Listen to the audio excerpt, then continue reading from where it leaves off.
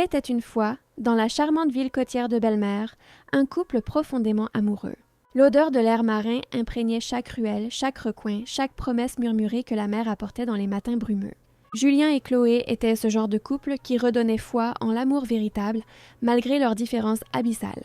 Julien, un jeune homme humble, aux mains calleuses qui gagnait sa vie grâce à la pêche, avait trouvé dans les bras de Chloé, issue d'une famille fortunée, un sentiment si bouleversant qu'il se réveillait chaque matin le cœur battant la chamade. Leur rencontre eut lieu par un jour d'été ordinaire, lorsque le destin décida d'entrelacer leur vie de manière irréversible. Chloé s'était rendue au marché aux poissons du port pour acheter des ingrédients frais pour un dîner que ses parents organisaient pour des clients importants. Elle portait une robe blanche en lin qui contrastait avec les tons rustiques du marché, et ses cheveux blonds ondulaient doucement sous la brise marine. Julien déchargeait la dernière prise de la journée quand il la vit pour la première fois. Elle essayait de négocier le prix avec un vendeur qui, de toute évidence, la trompait, et il y avait quelque chose dans sa manière à la fois déterminée et douce qui le fit sourire. « Excusez-moi de m'immiscer, » dit Julien en s'approchant, « mais ce poisson ne vaut même pas la moitié de ce qu'il vous demande. Il est ici depuis hier matin. Regardez les branchies, elles perdent déjà leur couleur. » Chloé le regarda, surprise par son intervention, et ses yeux verts croisèrent ses yeux bruns. Une étincelle jaillit entre eux, quelque chose d'électrique et d'inévitable. Le vendeur, agacé, grommela, mais baissa immédiatement son prix. « Merci, » dit-elle, et son sourire était si lumineux que Julien en oublia de respirer un instant. « Vous vous y connaissez en poisson ? Je suis pêcheur, » répondit-il en glissant les mains dans ses poches, soudain conscient de la saleté sous ses ongles, de l'odeur de la mer qui imprégnait ses vêtements. « Je connais chaque poisson de ce marché et d'où il vient. »« Alors, vous pouvez m'aider à choisir les meilleurs ?» demanda-t-elle en penchant la tête d'une façon qui fit bondir son cœur. Et c'est ainsi que tout commença. Chloé suivit Julien à travers les étals du marché, lui expliquant avec passion les spécificités de chaque espèce, elle riant de ses histoires amusantes sur les tempêtes en mer et les poissons qui s'étaient échappés. Quand le soleil commença à se coucher, peignant le ciel de teintes roses et orangées, ils discutaient encore, assis sur un muret de pierre surplombant l'océan. « Mes parents vont me tuer d'avoir mis autant de temps, » dit Chloé, sans pour autant faire mine de se lever. Ils sont compliqués. Ils ont des attentes sur les personnes que je suis censée fréquenter. Julien comprit le message implicite.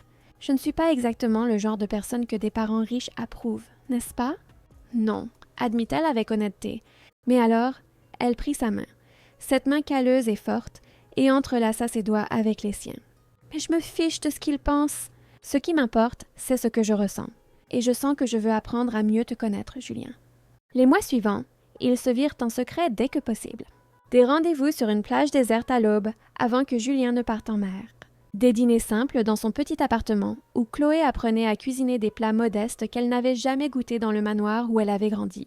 Des promenades nocturnes le long du front de mer, où ils pouvaient n'être que deux jeunes amoureux, sans le poids du jugement social.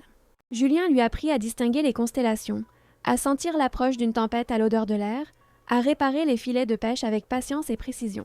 Chloé lui apprit à lire de la poésie, à apprécier la musique classique qu'il n'avait jamais entendue, à voir la beauté dans les choses qu'il considérait comme ordinaires. Mais leur amour avait un prix. La désapprobation des parents de Chloé jetait une ombre pesante sur leur relation. Son père, un homme d'affaires à la poigne de fer nommé Richard Moreau, disait souvent avec mépris « Ma fille mérite mieux qu'une odeur de poisson et des mains sales de travail manuel. » Sa mère, Béatrice, était plus subtile dans sa cruauté, faisant des commentaires acerbes sur les jeunes filles qui se laissent emporter par des romances insensées et l'importance des mariages de convenance. Il y eut une soirée particulièrement douloureuse où Chloé les confronta finalement lors d'un dîner de famille. Julien venait de la déposer après une merveilleuse après-midi en bateau, et elle entra dans le manoir, les cheveux encore en désordre à cause du vent et un sourire béat sur le visage. Son père l'attendait dans le salon, un verre de whisky à la main et une expression orageuse. « On t'a encore vu avec ce pêcheur », dit Richard, crachant le mot comme une insulte. « Béatrice, parle à ta fille de la honte qu'elle jette sur cette famille. » Chloé serra les poings, sentant la colère monter en elle. La honte? La seule honte ici, c'est d'avoir des parents qui mesurent la valeur d'une personne à l'argent qu'elle a en banque. Julien est plus un homme que n'importe lequel des fils à papa que vous essayez de me présenter.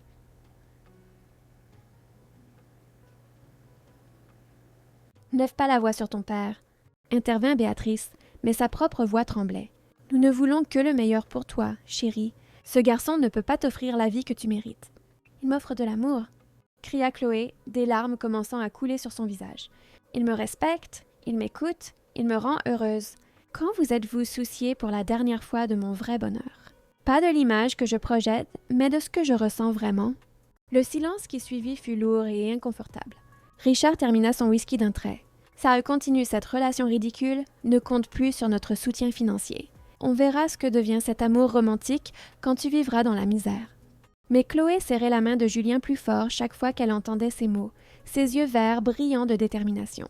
Elle commença à travailler comme professeure d'anglais dans une école locale, économisant chaque centime. Elle emménagea dans un appartement simple que Julien et elle avaient trouvé ensemble, un endroit petit mais chaleureux avec vue sur la mer. Pour la première fois de sa vie, Chloé lavait ses propres vêtements, cuisinait ses propres repas, payait ses propres factures. Et elle était la femme la plus heureuse du monde. Pendant ce temps, dans une ville lointaine nommée Valclair, où les bâtiments modernes contrastaient avec le vert des montagnes en arrière-plan, vivaient Léa et Alexandre, un couple qui semblait inséparable. Alexandre, un jeune entrepreneur séduisant au sourire facile, avait jeté son dévolu sur Léa dès leur première rencontre dans l'entreprise où elle travaillait comme assistante de direction. Léa se souvenait parfaitement du jour de leur rencontre. Elle classait des documents aux archives quand Alexandre était apparu, prétendant chercher un vieux rapport. Il était tout ce qu'elle pensait vouloir chez un homme, confiant, brillant, avec cette façon de parler qui rendait tout possible. « Vous êtes nouvelle ici ?» demanda-t-il, s'appuyant contre la porte avec un sourire qui aurait fait fondre des cœurs bien plus résistants que le sien. « Je travaille ici depuis 3 mois, » répondit Léa, essayant de ne pas paraître aussi nerveuse qu'elle l'était. Elle avait toujours été timide, du genre à préférer passer inaperçue. « 3 mois et je ne vous rencontre que maintenant. »« Quelle perte de temps !» dit Alexandre, et la façon dont ses yeux parcoururent de son visage la fit rougir. « Laissez-moi me rattraper. Un café après le travail ?» Léa, comme beaucoup de jeunes femmes, rêvait de fonder une famille, d'avoir cette maison avec un jardin où des enfants couraient pieds nus dans l'herbe. Alexandre semblait être l'incarnation de ses rêves. Les premiers mois, il fut attentionné et romantique. Il l'emmenait dans des restaurants qu'elle n'aurait jamais pu se payer, lui achetait des fleurs sans raison, lui envoyait des messages adorables pendant la journée. Quand il lui demanda officiellement de sortir avec lui, lors d'un pique-nique sophistiqué au parc municipal, Léa sentit que sa vie prenait enfin la tournure qu'elle devait prendre. Mais il y avait des signes qu'elle choisit d'ignorer. La façon dont Alexandre s'agaçait quand elle ne pouvait pas sortir parce qu'elle devait rendre visite à sa mère malade. Les commentaires passifs-agressifs sur ses vêtements ou son maquillage. La manière dont il devait toujours être le centre de l'attention. Léa trouvait des excuses pour tout. Il était stressé par le travail. Il voulait juste qu'elle se présente sous son meilleur jour. Il était extraverti et elle introvertie. Leur différence était naturelle. Quand Léa découvrit qu'elle était enceinte, son monde s'arrêta. Elle avait 24 ans, un emploi modeste et une relation de seulement 8 mois. Elle répéta pendant des jours la façon de l'annoncer à Alexandre, imaginant toutes les réactions possibles. Ce à quoi elle ne s'attendait pas, c'était la froideur dans son regard quand elle trouva enfin le courage de le lui dire. « Tu es sûre ?» fut tout ce qu'il demanda, fixant le test de grossesse qu'elle avait posé sur la table basse de son appartement. « J'ai fait 3 tests, tous positifs, » dit Léa d'une petite voix. « Je sais que ce n'est pas le moment idéal, mais... » « Pas le moment idéal ?» l'interrompit Alexandre en passant les mains dans ses cheveux. « Léa, je suis en train de développer mon entreprise. Je ne peux pas me permettre la complication d'un bébé maintenant. » Complication. Le mot la blessa, plus profondément que n'importe quel couteau. Mais Alexandre, réalisant son erreur, changea rapidement de tactique. Il la prit dans ses bras, l'embrassa dans les cheveux, murmura des excuses. « Désolé, mon amour, tu m'as pris par surprise. Bien sûr qu'on va y arriver. Nous allons être parents. » Mais il y avait quelque chose de creux dans sa voix, comme une réplique apprise pour une pièce de théâtre. Sarah naquit un matin pluvieux de mars, et lorsque Léa la tint pour la première fois, elle ressentit un amour si immense et terrifiant qu'elle en eut le souffle coupé. Alexandre était là, prenant des photos, souriant aux infirmières, jouant le rôle du père fier. Mais dans les semaines qui suivirent, sa présence se fit de plus en plus rare. Il rentrait tard, prétextant des réunions d'affaires. Il passait les week-ends à travailler, pendant que Léa gérait seule les tétées nocturnes, les couches, les pleurs incessants d'un bébé qui ne semblait jamais dormir. « Alexandre, j'ai besoin de ton aide. » Le supplia Léa un soir, épuisée, avec Sarah en larmes dans ses bras. « Je n'ai pas dormi correctement depuis 3 jours. Pourrais-tu au moins la prendre une demi-heure pour que je puisse prendre une douche? Je travaille toute la journée, Léa, répondit-il sans lever les yeux de son téléphone. Tu es à la maison. T'occuper du bébé, c'est littéralement tout ce que tu as à faire. Les larmes lui brûlèrent les yeux, mais elle ne les laissa pas couler. Pas devant lui. Elle emmena Sarah dans la chambre, chanta doucement jusqu'à ce que le bébé s'endorme enfin, puis s'autorisa à pleurer sous la douche, là où personne ne pouvait l'entendre. Ce que personne ne savait, c'est que les destins de ces 2 histoires étaient sur le point de s'entremêler de manière inimaginable. À Belle-Mère, la vie de Julien et Chloé prenait un tournant exaltant. Un après-midi de septembre, alors que le soleil couchant peignait le ciel d'orange et de violet, Chloé serra fort les mains de Julien et, les larmes aux yeux, murmura « Nous allons avoir un bébé ». Julien sentit le monde s'arrêter. Ses genoux faillirent le lâcher. Il la serra si fort qu'elle rit à travers ses sanglots de joie, et à ce moment-là, au son des vagues se brisant sur la plage voisine, ils se jurèrent de protéger cette vie qui grandissait en elle avec tout ce qu'ils avaient. « Je vais être père », répéta Julien, comme s'il avait besoin de le dire à voix haute pour que ce soit réel. Il s'agenouilla devant elle, posant doucement ses mains sur son ventre encore plat. « Tu seras le meilleur père qu'un enfant puisse avoir », dit Chloé en passant ses doigts dans ses cheveux sombres. « Tu es déjà le meilleur homme que je connaisse. » Cette nuit-là, Julien put à peine dormir. Il resta éveillé, regardant Chloé dormir à ses côtés, une main protectrice sur son ventre, faisant des plans et encore des plans. Il travaillerait 2 fois plus, économiserait chaque centime. Peut-être pourrait-il commencer à vendre son poisson directement au restaurant en éliminant les intermédiaires pour augmenter ses profits. Ils auraient besoin d'un berceau, de vêtements, de couches, toutes ces choses qui semblaient si lointaines et qui étaient maintenant d'une nécessité urgente. Les mois qui suivirent furent faits de préparation et d'espoir. Julien travaillait sans relâche, partant en mer avant l'aube, revenant les filets pleins, économisant chaque sou. Il se levait à 3 heures du matin, quand les étoiles brillaient encore dans le ciel noir et que la mer était une masse sombre et mystérieuse sous la faible lueur de la lune. Le froid de l'aube lui mordait le visage, mais il s'en moquait. Chaque poisson qu'il attrapait était une couche achetée, un vêtement, la garantie que son enfant aurait tout ce dont il avait besoin. Chloé, malgré les nausées constantes des premiers mois, cousait de petits vêtements, son visage illuminé par une lueur maternelle que Julien aimait observer durant les nuits silencieuses. Elle avait trouvé un magasin de tissus à des prix abordables et passait ses après-midi libres à créer de minuscules grenouillères, des couvertures délicatement brodées à la main, des bonnets qui tenaient à peine dans la paume de sa main. « Regarde ça », disait-elle, montrant chaque création à Julien avec une fierté brillante dans les yeux. « N'est-ce pas parfait ?» Ils transformèrent la 2e pièce de l'appartement en chambre de bébé. Elle était petite, mais Julien peignit les murs d'un jaune tendre choisi par Chloé, installa des étagères qu'il avait lui-même fabriquées et monta le berceau d'occasion qu'ils avaient déniché à bon prix.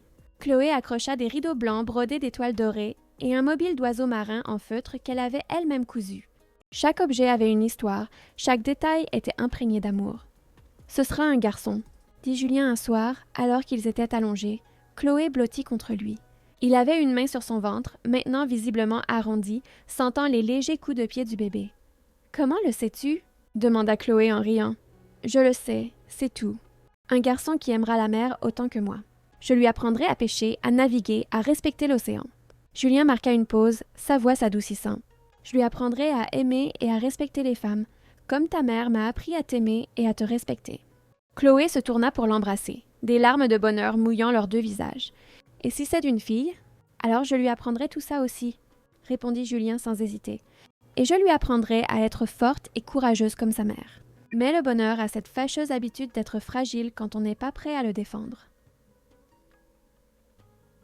À Val-Clair, la trajectoire de Léa et Alexandre prenait une direction radicalement différente. Sarah venait de fêter ses 2 ans lorsque Léa tomba soudainement malade un mardi matin ordinaire. Elle préparait le petit déjeuner quand un violent vertige la força à s'agripper au comptoir de la cuisine. Le monde tournait autour d'elle, et elle sentait son cœur battre de façon irrégulière, trop vite puis trop lentement. Sarah jouait par terre dans la cuisine avec des casseroles, tapant des cuillères en bois sur les couvercles et riant du bruit.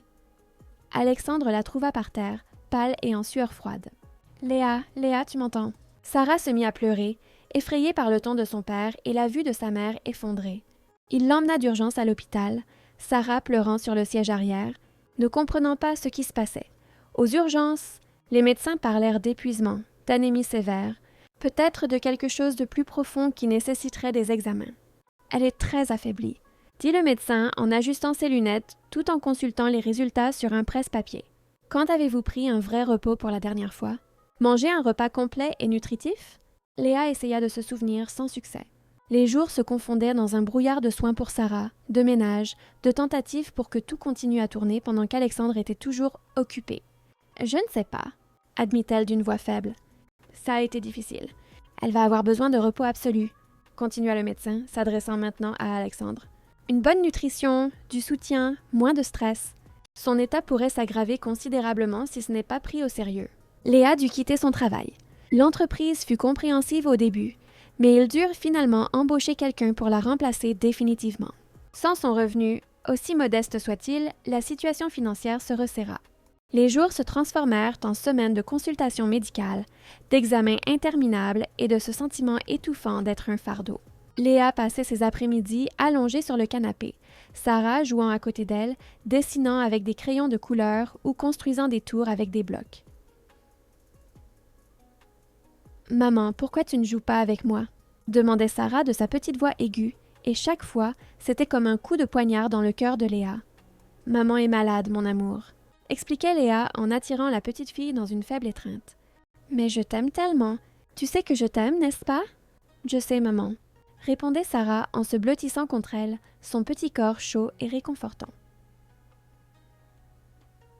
Au début, Alexandre fut le petit ami parfait.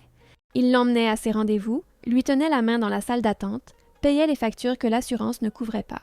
Mais quelque chose d'imperceptible commença à changer dans son regard. Quelque chose que Léa remarquait dans les silences prolongés, les réponses brèves, la façon dont il vérifiait son téléphone de plus en plus souvent. Elle voyait ses soupirs exaspérés quand il rentrait à la maison et trouvait la cuisine en désordre, Sarah avec des vêtements tachés de nourriture, et Léa encore en pyjama au milieu de l'après-midi. « Tu ne peux pas au moins essayer de t'arranger un peu ?» dit-il un après-midi, jetant ses clés sur la console de l'entrée plus fort que nécessaire. « C'est déprimant, Léa. J'ai à peine la force de tenir debout, » répondit-elle, sentant les larmes monter. « J'essaie de faire de mon mieux. »« Eh bien, ton mieux n'est pas terrible, n'est-ce pas ?» Les mots lui échappèrent avant qu'il ne puisse les retenir, et au flash de regret sur son visage, Léa sut qu'il avait conscience d'être allé trop loin. Mais il ne s'excusa pas. Il prit simplement son téléphone et sortit, prétextant devoir travailler. C'est alors que Léa commença à remarquer les signes qu'elle ignorait depuis des mois, peut-être des années. Le parfum différent sur le col de sa chemise, les SMS qu'il effaçait rapidement quand elle entrait dans la pièce, les dîners d'affaires, qui se prolongeaient tard dans la nuit. Elle n'avait pas l'énergie de le confronter, mais la vérité pesait, sur sa poitrine comme une pierre. De retour à belle-mère, le bébé naquit une nuit de pleine lune, et ce fut le plus beau cri que Julien ait jamais entendu. L'accouchement fut long et difficile. Julien tint la main de Chloé pendant 14 heures épuisantes, lui murmurant des encouragements, épongeant sa sueur, étant son encre quand elle sentait qu'elle ne tiendrait plus. « Je n'y arrive pas », sanglota Chloé à un moment donné, la voix brisée par l'épuisement et la douleur. « Julien, je ne peux pas le faire. »« Si tu peux, » dit-il fermement, la regardant droit dans les yeux. « Tu es la femme la plus forte que je connaisse. Tu peux le faire, et je suis là, je ne te quitterai pas. » Et puis, enfin, le cri strident d'un nouveau-né remplit la pièce. Un garçon en bonne santé, aux yeux sombres comme ceux de son père et au sourire de sa mère. Ils l'appelèrent Lucas, et pendant les premiers mois, cette petite famille vécut dans une bulle de bonheur si intense que même les parents de Chloé adoucirent un peu leurs critiques en voyant leur petit-fils dans les bras de leur fille. Richard et Béatrice se présentèrent à l'hôpital le lendemain de la naissance. Chloé allaitait Lucas quand ils entrèrent dans la chambre privée que Julien avait insisté pour payer, même s'il avait dû s'endetter pour cela. Le silence fut tendu au début. « Il est beau », admit finalement Béatrice en s'approchant avec prudence. « Je peux le prendre ?» Chloé regarda Julien, qui hocha légèrement la tête. Elle plaça Lucas dans les bras de sa grand-mère, et pour la première fois depuis des mois, il y avait une expression douce sur le visage de Béatrice. « Il a les yeux de Julien ?» dit-elle, et il n'y avait aucune malice dans sa voix, juste une constatation. Richard resta près de la porte, mais ses yeux ne quittaient pas son petit-fils. « Vous allez avoir besoin d'aide, » dit-il brusquement. « Élever un enfant, ce n'est pas donné. On s'en sortira. » répondit Julien, gardant une voix ferme malgré son intimidation. Lucas ne manquera jamais de rien. Il y eut un moment de tension, puis Richard acquiesça lentement. « Je vois que tu aimes ma fille, et qu'elle t'aime aussi. Je pense toujours que vous êtes de jeunes idiots, mais peut-être que je vous ai jugé trop vite. » Ce n'étaient pas de vraies excuses, mais c'était un début. Dans les mois qui suivirent, Julien et Chloé découvrirent qu'être parents était à la fois la chose la plus merveilleuse et la plus terrifiante qu'ils aient jamais faite. Les nuits blanches, les inquiétudes constantes, les pleurs qui semblaient interminables. Mais aussi les premiers sourires, la façon dont Lucas agrippait le doigt de Julien avec sa petite main, la paix sur son visage endormi contre la poitrine de Chloé. « Regarde-le, mon amour », chuchotait Julien lors d'une de ces nuits, tous deux penchés sur le berceau.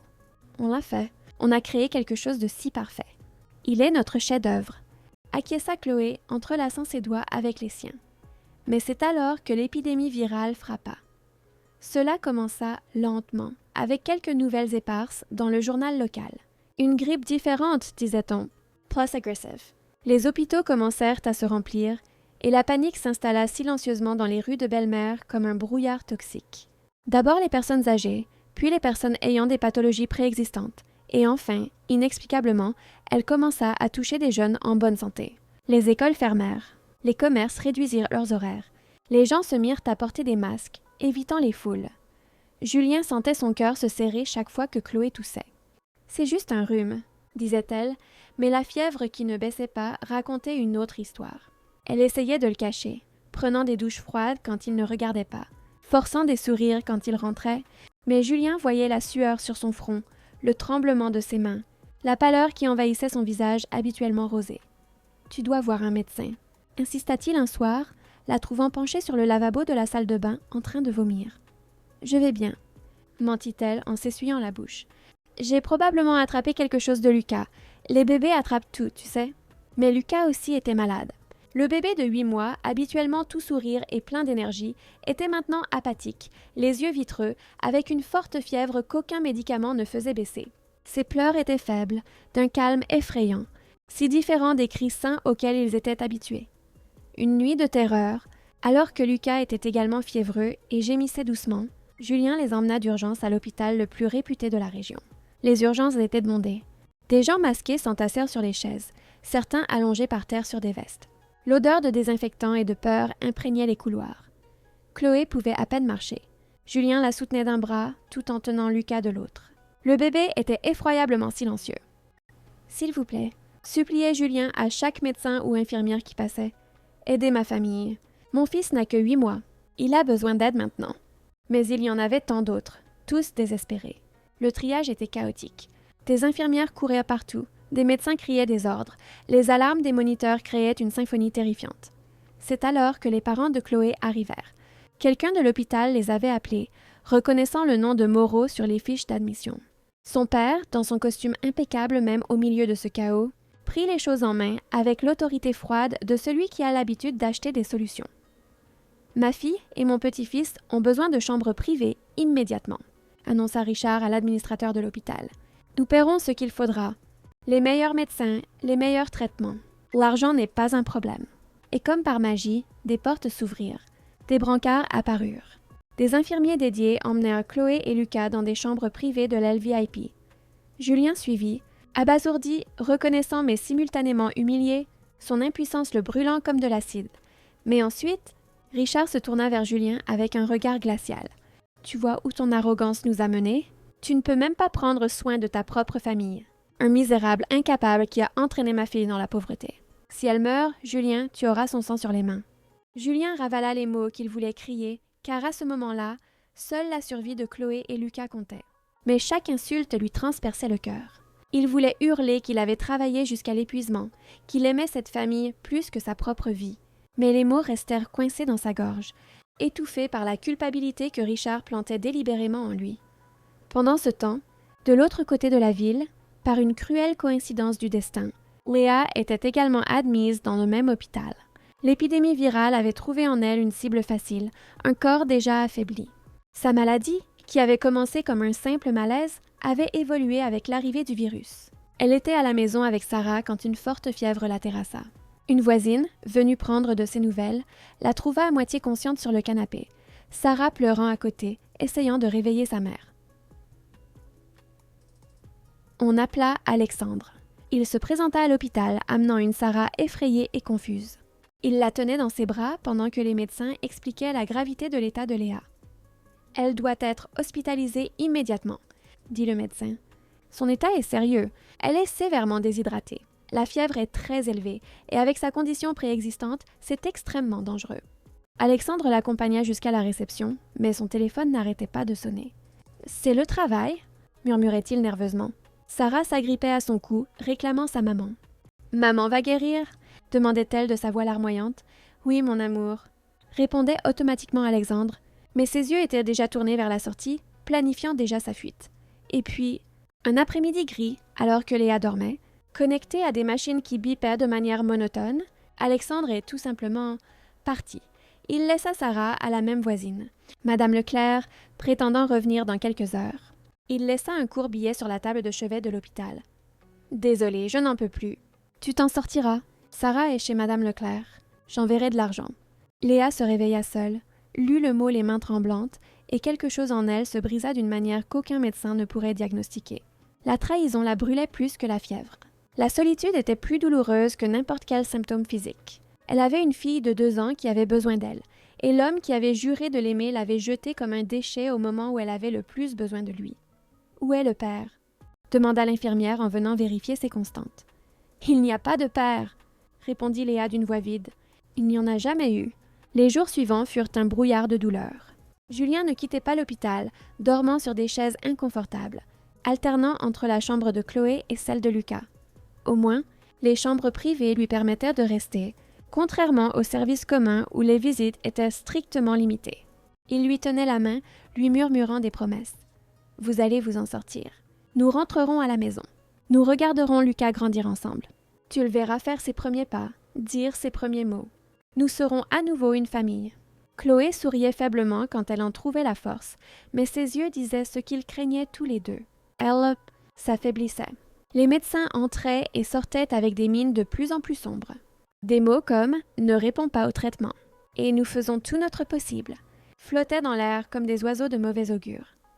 Une nuit, Chloé rassembla ses forces pour parler. « Julien, » murmura-t-elle, sa voix si faible qu'il dut se pencher, « j'ai besoin que tu me promettes quelque chose. »« N'importe quoi, » dit-il en lui serrant doucement la main. « Lucas, tu dois prendre soin de lui. Quoi qu'il m'arrive, promets-moi que tu prendras soin de notre garçon. » Des larmes coulaient sur son visage. « Ne parle pas comme ça, » la supplia Julien, sa propre voix se brisant. « Tu vas guérir. Vous allez tous les deux guérir.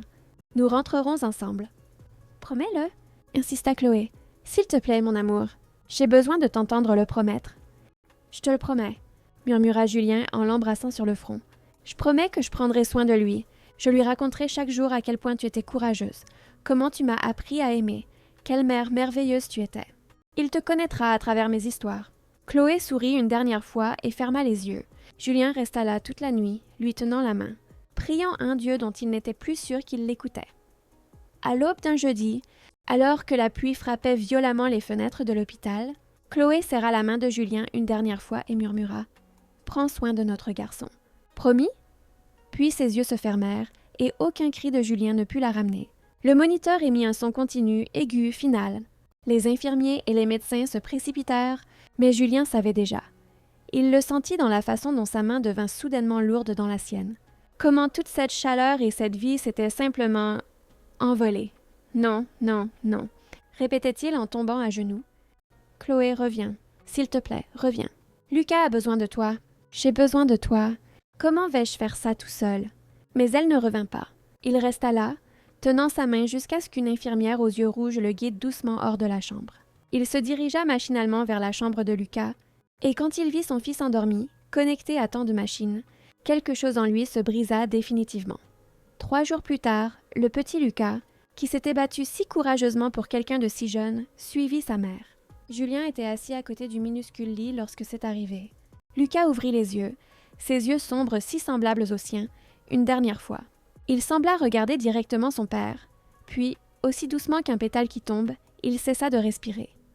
Julien serra le petit corps fragile de son fils contre sa poitrine et ne put plus pleurer. Il n'y avait plus de larmes.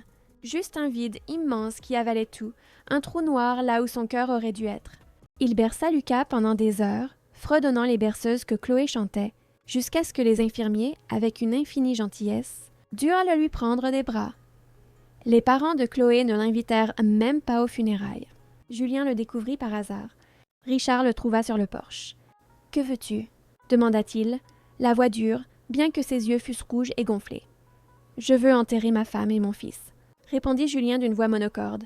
« C'est ma famille. » C'était, le corrigea cruellement Richard.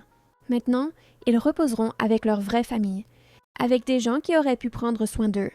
Vous n'avez pas le droit, dit Julien, mais il n'y avait plus d'énergie dans sa voix. Les funérailles sont demain, dans un cimetière privé. Tu n'es pas le bienvenu. Tu as amené ma fille à la pauvreté, et ça l'a tuée. Je ne te laisserai pas souiller son enterrement. On le traita comme un étranger. Le jour des funérailles, il resta derrière les grilles en fer forgé, écoutant le son étouffé de la cérémonie. Quand tout le monde fut parti, il escalada le mur à la nuit tombée, trouva les tombes fraîches et, agenouillé sur la terre humide, laissa enfin ses larmes couler. « Pardon, » murmura-t-il à la terre, « pardon de ne pas avoir été assez. Pardon de ne pas avoir pu vous sauver. J'ai essayé. Mon Dieu, comme j'ai essayé. » Léa, de son côté, survécut. Les médecins dirent que c'était une chance, mais elle ne ressentait aucune gratitude. Survivre pourquoi? Pour retourner à une maison vide? Lorsqu'elle sortit enfin de l'hôpital, elle découvrit qu'Alexandre avait déménagé, quitté la ville, abandonné Sarah, simplement disparu. La voisine, Madame Leclerc, avait pris soin de la petite fille avec tout l'amour possible, mais Sarah était différente. Elle s'accrochait à Léa avec une intensité désespérée, pleurait si sa mère quittait son champ de vision, se réveillait en hurlant la nuit. « Papa est revenu ?» demandait-elle chaque matin, et chaque fois, Léa devait briser un peu plus le cœur de sa fille en disant « Non, mon amour. » Pas aujourd'hui. À sa sortie, Léa prit une décision. Elle ne retournerait pas à Valclair. Elle prit ses maigres économies et déménagea à Rive-Bleue, une plus grande ville côtière, attirée peut-être par la promesse de la mer, par l'idée de recommencer là où personne ne connaissait son histoire. Elle trouva un petit appartement près de la plage, une seule chambre qu'elle partageait avec Sarah, et commença à chercher du travail. Les matinées étaient consacrées à déposer Sarah dans une crèche communautaire, les après-midi à des entretiens d'embauche qui n'aboutissaient que rarement. Julien, lui aussi, devait partir. Chaque coin de rue de Belle-Mère lui rappelait Chloé, chaque brise marine lui rappelait le rire de Lucas. Il vendit son petit bateau de pêche et déménagea également à Rive-Bleue, où il pourrait se perdre dans l'anonymat. Son appartement était un minuscule studio au 3e étage d'un immeuble délabré. C'était bon marché, loin de tout, et c'était tout ce qui comptait. 6 mois passèrent, comme dans un brouillard. Julien travaillait maintenant sur des chantiers. Le travail était dur, physique, épuisant. Il accueillait la douleur physique. C'était plus facile à supporter que la douleur émotionnelle. Il rentrait chaque soir, existait à peine. Il dormait mal, réveillé par des cauchemars où Chloé l'appelait sans qu'il puisse l'atteindre. Jusqu'à une nuit où, se sentant étouffé, il décida de marcher sur la promenade du bord de mer. Il y avait un petit restaurant avec des lumières jaunes vacillantes. Julien y entra sans réfléchir, voulant juste être entouré de gens. Il commanda un café. Et c'est là qu'il la vit. Léa était assise seule à une table dans un coin, fixant un verre de vin à peine touché. Il y avait quelque chose dans sa posture, dans la façon dont ses épaules étaient là légèrement voûtées, que Julien reconnut instantanément. C'était le langage corporel de la douleur, le même qu'il voyait chaque matin dans le miroir. Leurs regards se croisèrent par hasard, et pendant un instant, aucun des deux ne détourna les yeux. Il y avait là une reconnaissance, non pas des visages, mais des âmes meurtries. Julien ne sut expliquer pourquoi, mais ses pieds le menèrent à sa table. « Excusez-moi de vous déranger, » dit-il d'une voix rauque, « mais vous avez l'air de quelqu'un qui essaie aussi d'oublier quelque chose d'inoubliable. » Léa le regarda, surprise par l'honnêteté brute de ses mots. Elle aurait dû l'envoyer promener, mais il y avait quelque chose dans ses yeux, bruns, profonds et si complètement épuisés de vivre, qui la fit hésiter. Puis, pour la première fois depuis des mois, elle sourit. C'était un petit sourire triste, mais authentique. « Asseyez-vous, » dit-elle. « J'ai l'impression que vous comprenez. » Et c'est ainsi que tout recommença. 2 étrangers partageant des douleurs qu'ils n'osaient confier à personne d'autre. Julien parla de Chloé et de Lucas, de l'amour si intense qu'il pensait éternel, de la maladie qui les avait emportés. Léa écouta en silence, des larmes coulant sur son visage parce qu'elle comprenait. Mon Dieu, comme elle comprenait. Puis ce fut son tour. Elle parla d'Alexandre, de l'abandon, de la reconstruction d'une vie à partir de zéro avec sa fille Sarah, une petite fille de bientôt 3 ans qui demandait encore après son père. « Vous avez une fille ?» demanda Julien, et quelque chose dans sa poitrine, ce vide où son cœur aurait dû être, se serra. Pas de douleur, mais de quelque chose de différent, quelque chose de chaud et d'étrange qu'il n'avait pas ressenti depuis si longtemps. Ils parlèrent pendant des heures jusqu'à ce que le restaurant commence à fermer. Ils échangèrent leur numéro de téléphone avant de se quitter, tous deux avec l'étrange sentiment que cette rencontre n'était pas une simple coïncidence. Ils devinrent d'abord amis. Des promenades sur la plage le dimanche matin. Julien rencontra Sarah, nerveusement présentée par Léa. La petite fille, avec ses boucles sombres et ses yeux curieux, le charma immédiatement. Il lui apprit à construire des châteaux de sable, à trouver de beaux coquillages. Léa voyait la tendresse dans les yeux de Julien quand il jouait avec Sarah, et son cœur, qu'elle croyait définitivement brisé, se mit à battre différemment. Plus vite, avec plus d'espoir. « Maman, elle aime bien J », déclara Sarah un soir avec l'honnêteté brutale des enfants. Julien faillit s'étouffer. « Sarah !» s'exclama Léa, rougissant profondément. « Quoi ?» ?»« C'est vrai, » dit Sarah en haussant les épaules. « Tu souris différemment quand il est là. Un vrai sourire, pas le sourire triste que tu fais quand tu crois que je ne regarde pas. » Julien et Léa se regardèrent, et un message silencieux passa entre eux. Ils ne se précipitèrent pas, mais quelque chose grandissait doucement, comme une graine plantée en terre fertile. « J'ai perdu mes amours », confessa Julien une nuit, des mois plus tard, sous un ciel étoilé. « Je me suis disputé avec Dieu.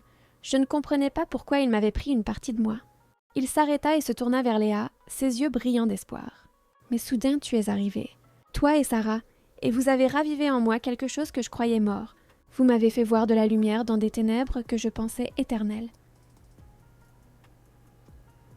Léa lui toucha doucement le visage. « Je pensais aussi ne plus jamais pouvoir faire confiance, aimer, croire en quelqu'un. Mais toi, tu m'as montré que recommencer, ce n'est pas oublier. C'est honorer le passé en construisant quelque chose de nouveau. » Ils s'embrassèrent là, au son des vagues. C'était un baiser de guérison, de promesse, de seconde chance. Les mois suivants furent une construction patiente. Les soirées cinéma avec Sarah, les glaces sur la place, les dîners où ils cuisinaient tous ensemble. Un après-midi, alors qu'elle dessinait, Sarah demanda « Maman, est-ce que J peut être mon nouveau papa ?» Léa et Julien se regardèrent, et à cet instant, ils surent. L'amour n'était pas venu remplacer ce qu'ils avaient perdu. Il était venu montrer que le cœur humain peut s'agrandir, abriter de nouveaux amours sans effacer les anciens. Chloé et Lucas auraient toujours une place dans le cœur de Julien. Et cette certitude, au lieu d'être un obstacle, apaisa Léa. Elle n'était pas en compétition avec des fantômes. « Je veux te donner tout ce que nous avons perdu, » dit Julien à Léa un soir. « Je sais que ça fait mal de voir tout s'effondrer, mais ensemble, nous avons la force. Nous pouvons renaître de nos cendres, comme le phénix. Notre amour ne s'est pas arrêté quand ils sont partis, » compléta Léa. « L'amour ne s'arrête jamais vraiment, il se transforme. Notre lien est fort. Rien ne nous séparera parce que nous choisissons chaque jour d'être ensemble. » Et alors, Julien s'agenouilla. Là, dans le simple salon de Léa, il sortit une modeste bague de sa poche. Ce n'était pas un diamant, mais une simple pierre bleue, choisie avec amour. « Léa, tu m'as réappris à vivre quand je pensais ne plus faire qu'exister. Épouse-moi. Laisse-moi être le père de Sarah. Laisse-moi construire avec vous la famille que nous méritons tous, que nous avons tous perdue mais que nous pouvons avoir à nouveau, différente mais tout aussi précieuse. »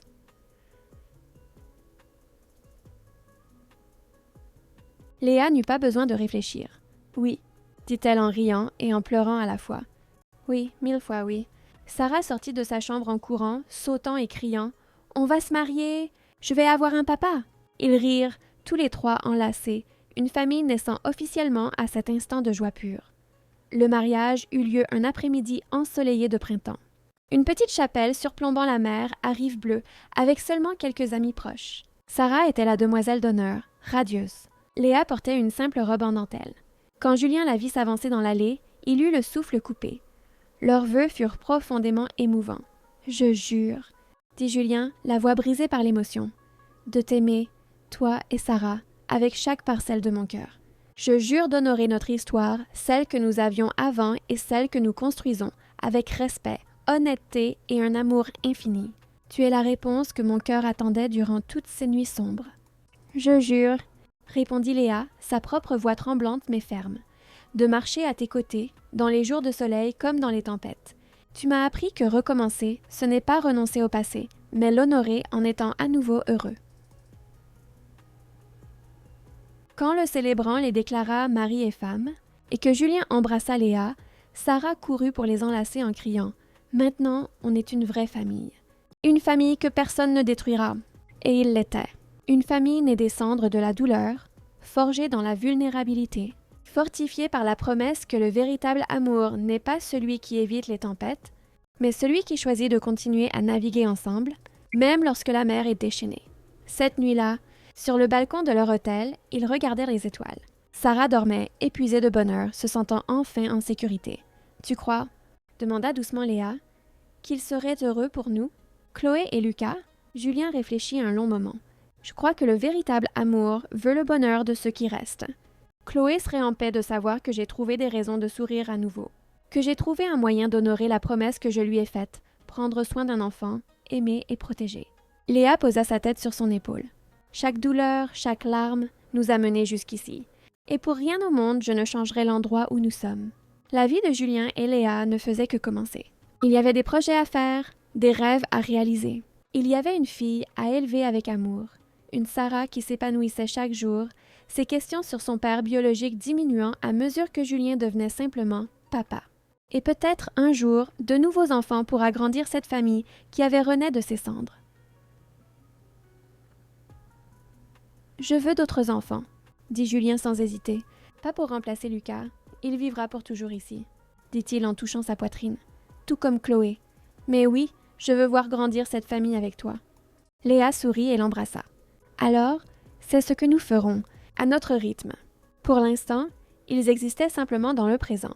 Deux cœurs fatigués qui avaient trouvé refuge l'un dans l'autre. Deux âmes blessées qui avaient choisi de guérir ensemble. Et une petite fille qui avait enfin le foyer complet dont elle avait toujours rêvé. L'amour était là, n'effaçant pas le passé, mais illuminant l'avenir. Une seconde chance. Une nouvelle histoire. Une preuve que même après la nuit la plus sombre, l'aube se lève toujours pour ceux qui ont le courage de l'attendre. La musique s'intensifie légèrement, puis s'estompe pour laisser place à la voix off de l'animateur. Outro pour la chaîne YouTube. Et voilà, les passionnés de belles histoires. Quel voyage bouleversant que celui de Julien et Léa. Une non-histoire qui naît de deux cœurs en ruine qui se retrouvent pour, ensemble, remonter vers la lumière. Nous avons vu un homme dévasté par le deuil et une femme blessée par l'abandon trouver l'un en l'autre un port d'attache. Leur parcours nous a montré qu'aimer à nouveau, ce n'est pas oublier le passé, mais l'honorer en construisant un nouvel avenir. C'est une magnifique histoire de reconstruction et non de sauvetage, où la petite Sarah a brillé comme le phare d'espoir qui a guidé cette nouvelle famille. Maintenant, c'est à vous.